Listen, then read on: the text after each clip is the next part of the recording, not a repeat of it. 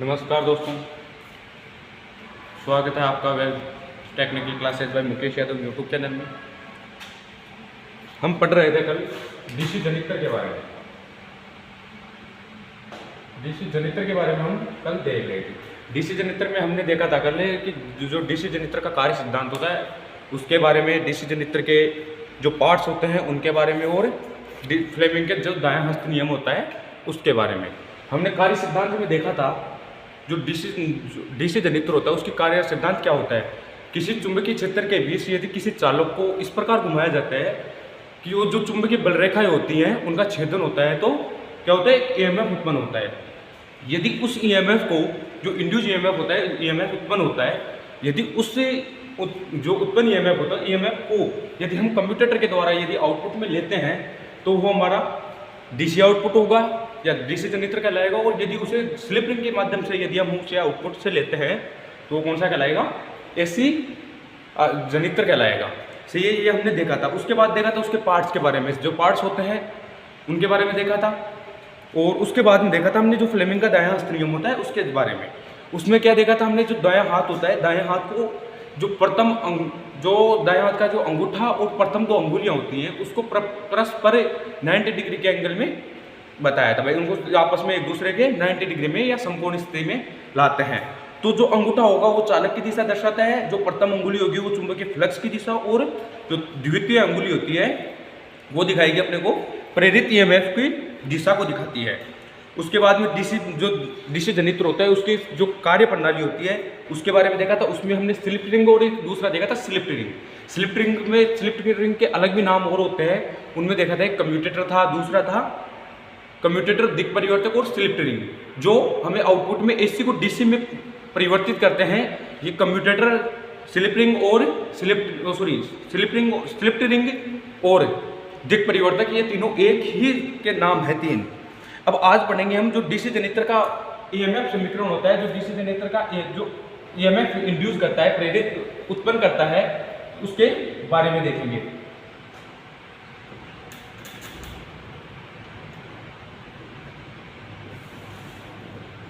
EMF विद्युत वाहक बल समीकरण के बारे में देखेंगे। सही है, आगे देखो। इसमें होता क्या है, जो आर्मेचर होता है उसमें एक प्रतिपोल चालक के द्वारा उत्पन्न जो एवरेज होता है, एक पोल के द्वारा, एक चालक के द्वारा जो औसत एवरेज होता है, औसत फ्लक्स होगा, वो क्या होगा, औसत ईएमएफ होगा, वो क्या होगा, dt upon d5, d5 upon dt क्या होगा, d5 अपॉन dt होगा। सही है। प्रत्येक एक चालक के द्वारा, जो एक चालक होता है, जो चालक के द्वारा, प्रत्येक चालक के द्वारा कितना फ्लक्स होता है, उत्पन्न किया जा रहा है, जो एक चालक के द्वारा फ्लक्स उत्पन्न किया जाता है उसको बोलेंगे हम d5 होता है।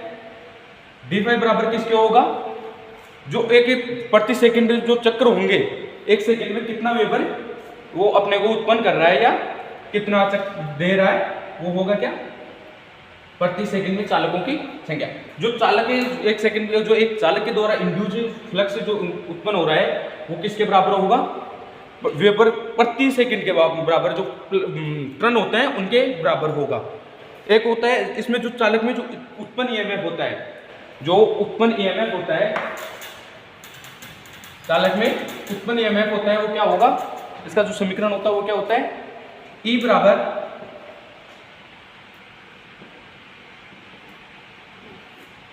बराबर फाइव ZN, इसका सूत्र होगा E बराबर 5ZN upon 60 into P upon A। ये एक सूत्र होता है इसका, E बराबर 5ZN upon 60 into P into A। सही है। जो E होगा यहाँ पर, जो इसके द्वारा जो ईएमएफ उत्पन्न किया जाता है वो क्या होगा, उत्पन्न ईएमएफ क्या कहलाएगा, E कहलाएगा। जो E के फुल फॉर्म होगी वो उत्पन्न ईएमएफ यहाँ पर आएगा, 5 हो जाएगा। यहाँ पर जो प्रति पोल चुंबकीय फ्लक्स होता है वो हो जाएगा, Z हो जाएगा। यहाँ पर आर्मेचर में चालकों की संख्या कितनी है वो हो जाएगा, एन हो जाएगा जो रोटर जो आर्मेचर होगा हम उसको कितनी घूर्णन गति से घुमा रहे हैं, जो आरपीएम होगी वो हो जाएगा। ए हो जाएगा यहाँ पर आर्मेचर में समांतर पथों की संख्या हो जाएगी, और जो पी है वो पोल्स की संख्या हो जाएगा।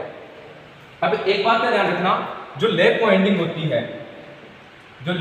होती है उसमें ए बराबर होता है जो समांतर पथों की संख्या बराबर होगा पोल्स की संख्या। जो समांतर पथों की संख्या और पोल्स की संख्या क्या होगी, बराबर कहलाती है। एक दूसरी होती है वेव वाइंडिंग।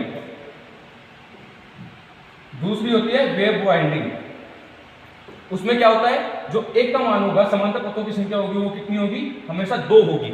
इसमें स्थायी मान रहता है 2, और इसमें जो पोल्स की संख्या है और जो दूसरा होता है आर्मेचर पथों की संख्या, वो दोनों बराबर होती है। जितने इसमें पोल्स होंगे उतने ही समांतर पथ होंगे, और इसमें सेम रहेगी। मतलब ए बराबर जो 2 है वो 2 का 2 ही रहेगा, वो अलग नहीं होगा।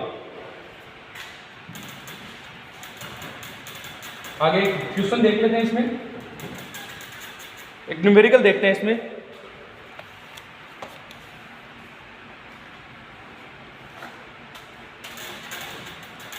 न्यूमेरिकल देखो भाई, किसी लैप वाउंड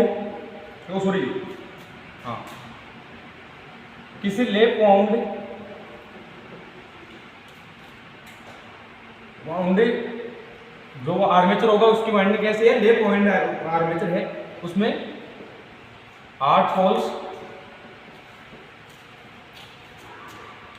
वाले आर्मेचर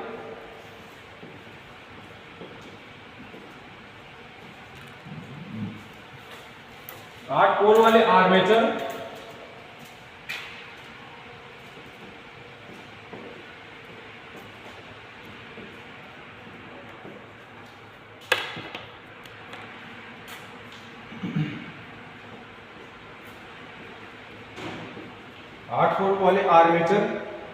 में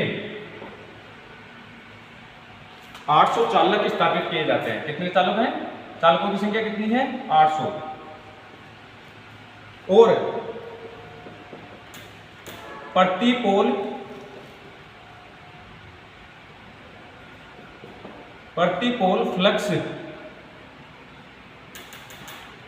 फ्लक्स का मान कितना है,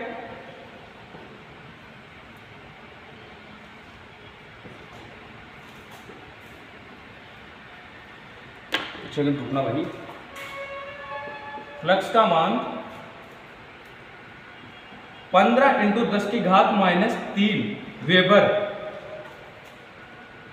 है। यदि आर्मेचर की घूर्णन गति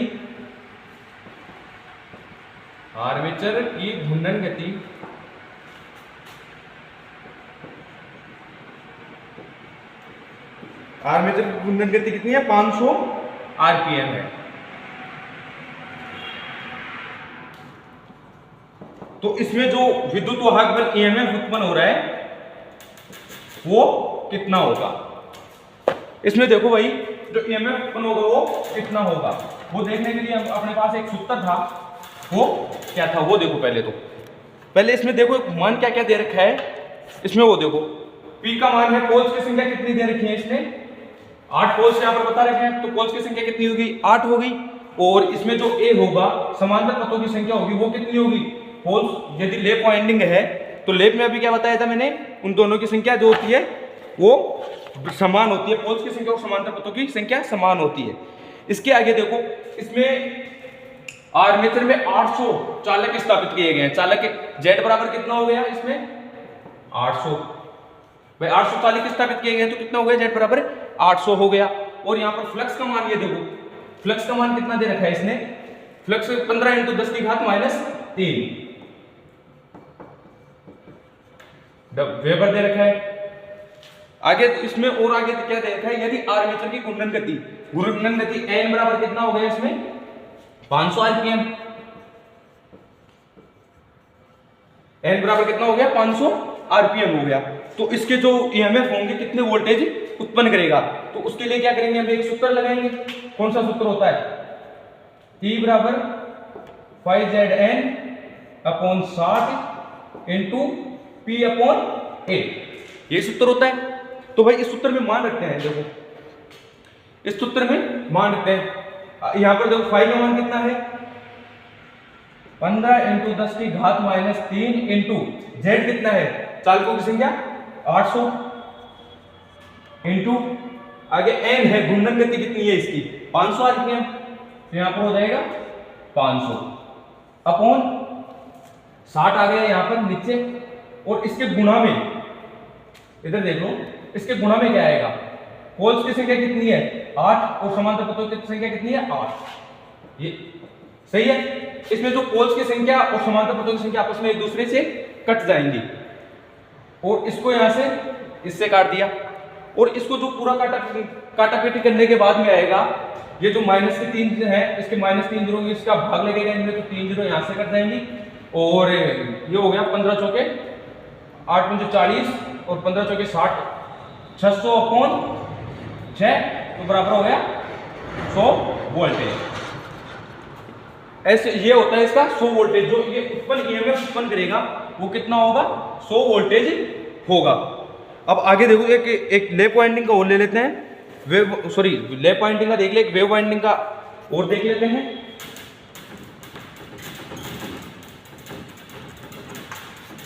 भाई जैसे हमने इसमें निकाला है उसमें वेव वाइंडिंग होगी, तो वेव वाइंडिंग में क्या होता है थोड़ा सा परिवर्तन हो जाएगा, उसमें जो समांतर पथों की संख्या है वो फिक्स होगी, उसमें 2 हो जाएगी, और उसमें ज्यादा कोई परिवर्तन नहीं होने वाला है, तो उसको आराम से हम निकाल सकते हैं, जो अपने पास उत्तर है उसके द्वारा आराम से निकाल सकते हैं।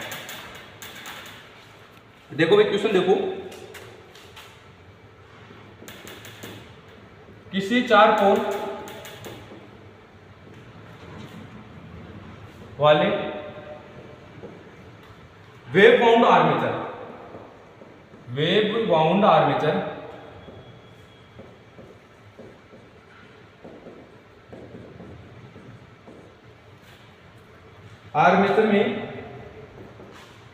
51 स्लॉट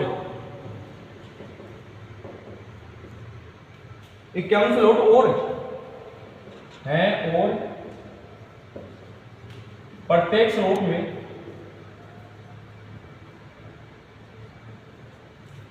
स्लॉट में 20 चालक स्थापित है, 20 चालक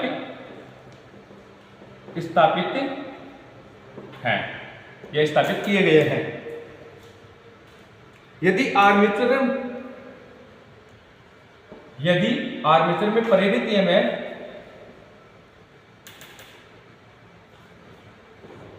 ईएमएफ कितना होगा, प्रेरित ईएमएफ है 375 वोल्टेज, 375 वोल्ट है वो, तो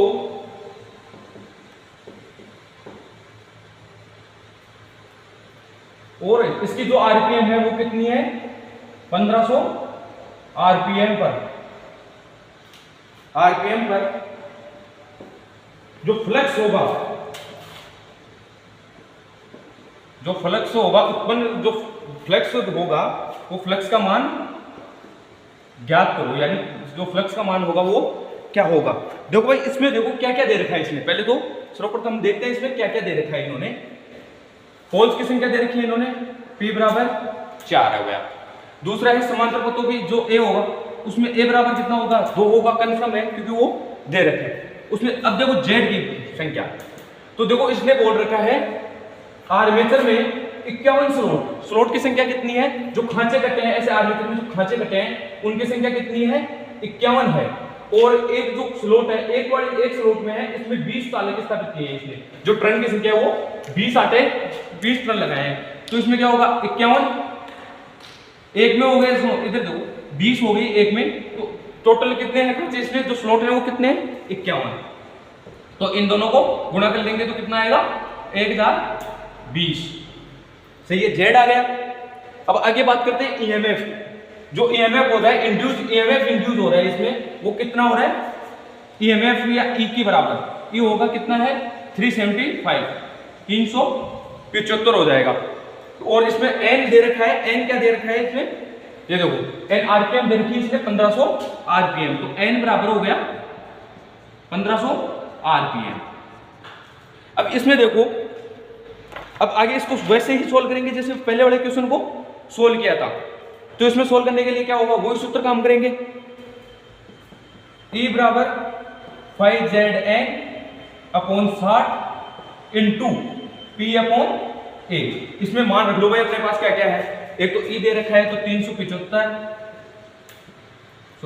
बराबर, आगे दे रखा है फ्लक्स फाई का मान दे रखा है, फाई का मान इन्होंने नहीं दे रखा तो इसका फाई को फाई रख लो, इंटू जेड का मान यहाँ पर दे रखा है 1020, जो हमने अभी स्लॉट की संख्या को और जो स्लॉट और चालक की संख्या को गुणा करके निकाला था वो कितना है 1020, इंटू एन दे रखा है इसने 1500 आरपीएम, जो इसकी स्पीड होगी वो कितनी है 1500 अपॉन 60 का 60, इंटू पी कितना दे रखा है, पोल्स की संख्या इसमें 4 है और समांतर पथों की संख्या 2 है। समांतर पथों की संख्या 2 क्यों होगी, क्योंकि इसमें ये जो आर्मेचर है वो कौन सा है, वेव वाइंड है। यदि ये लेप वाउंड होता तो यहाँ पर समांतर पथों की संख्या कितनी आती 4। सही है, आगे देखो इसमें इनको काट लो, 2 1 1 0 से 1 0। अब इसको कर लो गुणा, अब इसको गुणा कर लेते हैं, वज्र गुणा कर लो इसको, तो हो गया इधर 5 बराबर 375 और कौन सा आएगा, ऊपर 375 आएगा और नीचे आएगा 20 2 0 कट गया 102 इंटू 1500 आरपीएम, जो आरपीएम होगा 1500 आ जाएगा ये। यदि इन दोनों को गुणा करते हैं, इसमें देखो आगे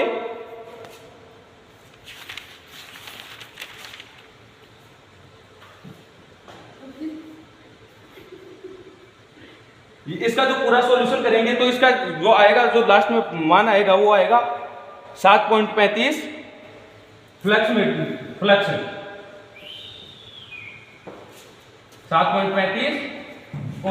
7.35 वेबर आएगा इसका मान। जो इसका मान आएगा वो कितना आएगा 7.35 वेबर आ जाएगा इसका।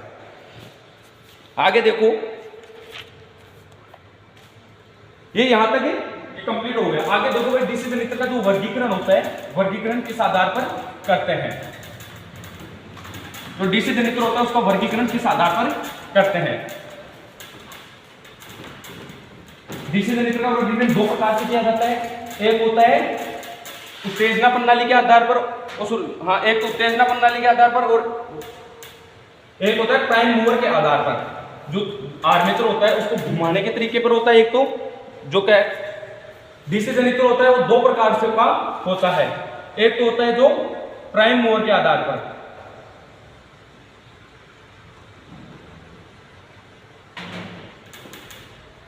एक तो होता है प्राइम मूवर के आधार पर और दूसरा होता है उत्तेजना प्रणाली के आधार पर।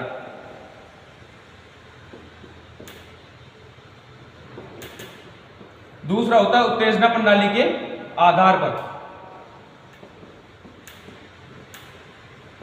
देखो भाई प्राइम मूवर के आधार होता है, जो प्राइम मूवर का मतलब होता है जो आर्मेचर होता है, जो आर्मेचर को हम घुमाने के लिए, जो आर्मेचर को घुमाना पड़ता है, जो आर्मेचर को हम रोटेट करवा रहे हैं, घुमा रहे हैं, वो किसके द्वारा घुमा रहे हैं।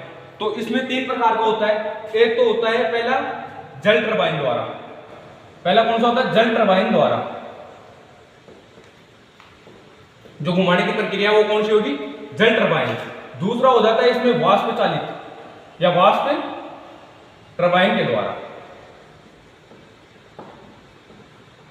और तीसरा होता है इसमें जो डीजल इंजन होता है उसके द्वारा।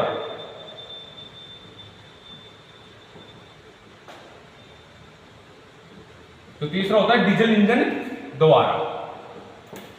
जो प्राइम मूवर का घुमाने का प्रकार होता है वो 3 प्रकार का होता है, पहला हो गया जल टरबाइन के द्वारा, दूसरा हो गया वाष्प टरबाइन के द्वारा और तीसरा हो गया डीजल इंजन के द्वारा। अब दूसरा होता है उत्तेजना प्रणाली के आधार पर। उत्तेजना प्रणाली के आधार पर ये जनित्र 2 प्रकार का होता है, पहला होता है सब उत्तेजित, पहला क्या होता है सब उत्तेजित, और दूसरा क्या होता है, दूसरा होता है प्रत्यक उत्तेजित। दूसरा क्या होता है प्रत्यक उत्तेजित। देखो प्रत्यक उत्तेजित होता है उसमें क्या होता है जो हमें फील्ड वाइंडिंग होती है, जो अपने डीसी जनरेटर, जो भी जनरेटर होता है, जनरेटर में क्या होता है, उसको जो चुंबकीय फ्लक्स होता है, चुंबकीय फ्लक्स को क्रिएट करने के लिए हमें उसमें फील्ड वाइंडिंग स्थापित करते हैं, जो चुंबकीय बल रेखाएं स्थापित करती है। तो जो फील्ड वाइंडिंग है, उस फील्ड वाइंडिंग को उत्तेजित करने के लिए कौन सी विधि प्रयोग में ले रही है? ये दो विधियां होती है, एक होती है सब उत्तेजित और दूसरी एक होती है प्रत्यक्ष उत्तेजित। प्रत्यक्ष उत्तेजित में क्या होता है, जो फील्ड वाइंडिंग को उत्तेजित करेंगे, उत्तेजित करने के लिए जो डीसी सप्लाई की जरूरत पड़ेगी, वो डीसी सप्लाई क्या होगा, हमें बाहर की तरफ से हम इनको, जो इनपुट होगा, डीसी सप्लाई का इनपुट होगा, वो बाहर से देते हैं। उसमें क्या होता है, इसमें क्या होता है, जो डीसी सप्लाई होगी, इसका कनेक्शन होगा वो कुछ इस प्रकार से होता है।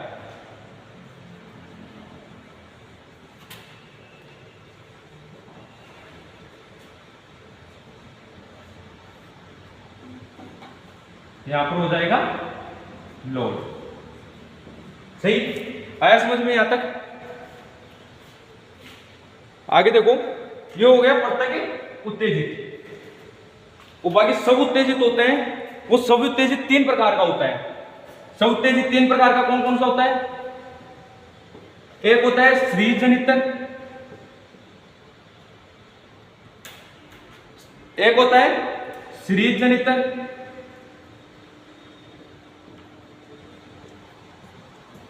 सब उत्तेजित 3 प्रकार का होता है। पहला हो गया सीरीज, दूसरा हो गया शंट जनित्र,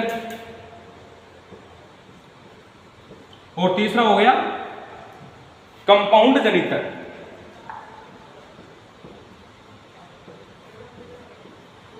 तीसरा जनित्र हो गया कंपाउंड जनित्र। देखो सीरीज जनित्र होता है, इसमें 3 प्रकार से सब उत्तेजित किया जाता है। जो अपना जो आर्मेचर होता है, आर्मेचर द्वारा जो ईएमएफ उत्पन्न किया जाएगा, उसी को इसके अंदर किस काम में लिया जाएगा, फील्ड वाइंडिंग को देंगे और फील्ड वाइंडिंग को उत्तेजित करेंगे, वो इसी खुद के द्वारा ही किया जाता है। ये हो गया प्रत्यक्ष उत्तेजित का। सब उत्तेजित में क्या होता है, जो सब उत्तेजित होता है, सब उत्तेजित 3 प्रकार के होते हैं। 3 प्रकार में से पहला देखो, जो सीरीज जनित्र होता है, उस सीरीज जनित्र में क्या कहते हैं, इसको उत्तेजित करने के लिए जो फील्ड वाइंडिंग होगी, फील्ड वाइंडिंग और आर्मेचर वाइंडिंग दोनों को श्रेणी क्रम में जोड़ देंगे।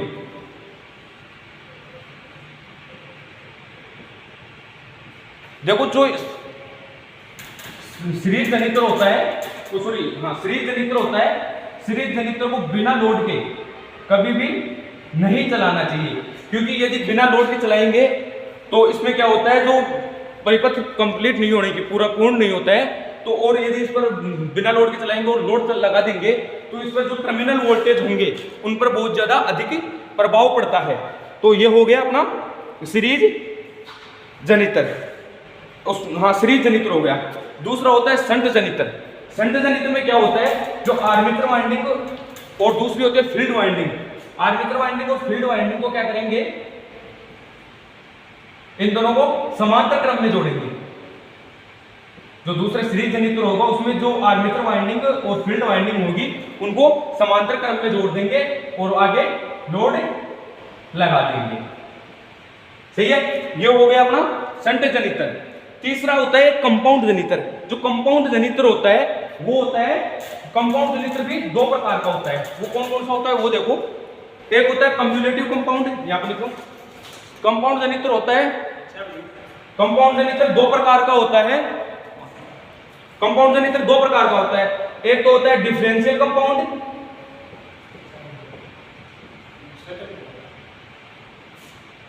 एक तो होता है डिफरेंशियल कंपाउंड और दूसरा होता है कम्युलेटिव कंपाउंड।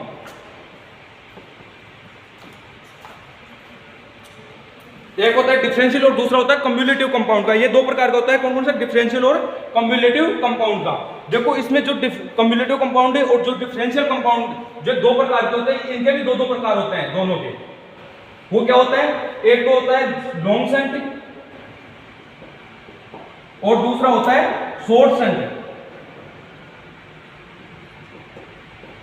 दूसरा हो गया, इसमें भी वही हो गया लॉन्ग शंट और दूसरा हो गया शॉर्ट शंट। दो प्रकार के हो गए। अब आगे इनका जो डिफरेंशियल जो कंपाउंड जनित्र होते हैं, इनके दो प्रकार होते हैं। इनके प्रकार के बारे में हम पढ़ेंगे कल।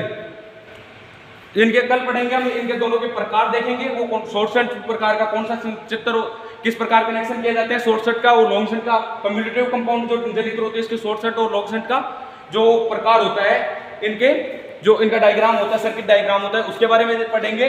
और फिर पढ़ेंगे हम जो सीरीज जनित्र होता है, सीरीज जनित्र के लोड के बारे में, उसके उपयोग के बारे में, और वो कहाँ पर कौन सी चीज़ों में काम में आता है, किस काम में लिया जाता है, जो भी इसका ईएमएफ समीकरण होगा, जो कुछ भी होगा वो कल सब कुछ हम कल पढ़ेंगे। इसका जो सीरीज, शंट और कंपाउंड का तीनों को अलग अलग से आराम से लेकर। यदि वीडियो पसंद आया हो तो अधिक से अधिक लाइक, शेयर एवं चैनल को सब्सक्राइब करें और कमेंट करके बताएं आपको वीडियो कैसा लगा। धन्यवाद।